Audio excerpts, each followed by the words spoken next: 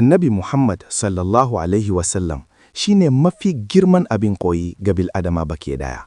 Rayuwarsa ta kasance cike da kyawawan halaye, tausayi, adalci, hakuri da gaskiya. Allah madaukaki ya bayyana shi a cikin Alƙur'ani da cewa, "Lalle kai kana kan babban hali." Qalam, aya ta 4. Ga cikakken bayani game da halayensa. Na farko, gaskiya da amana. Kafin aiko shi a matsayin annabi, mutanen Makka suna kiransa Al-Amin, mai gaskiya da amana. Ko da makiyansa sun yarda da gaskiyarsa, bai taɓa yin ƙarya ba ko yaudara. Misali, lokacin hijira zuwa Madina, ya bar Ali ibn Abi Talib a gadonsa domin ya mayar da amanonin da mutanen Makka suka ajiye masa, duk da cewa su ne ke son cutar da shi. Na biyu, tausayi da jinƙai. Annabi sallallahu Alaihi wasallam ya kasance mai tausayi ga kowa, yara, mata, talakawa, har ma da dabbobi. Bai taba daga murya ko hannu ba sai da haƙƙi.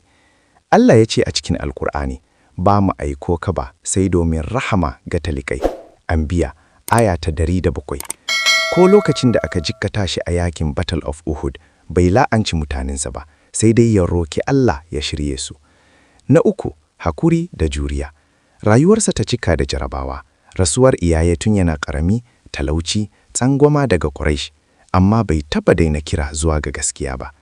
A lokacin da ya je garin Ta'if domin ya kira su zuwa ga addini, suka jefa shi da duwatsu har ya ji rauni, amma sai ya ce, "Ya Allah ka shiryar da su domin ba su sani ba." Wannan shine babban misalin hakuri. Na hudu, tawalliu, kaskantar da kai.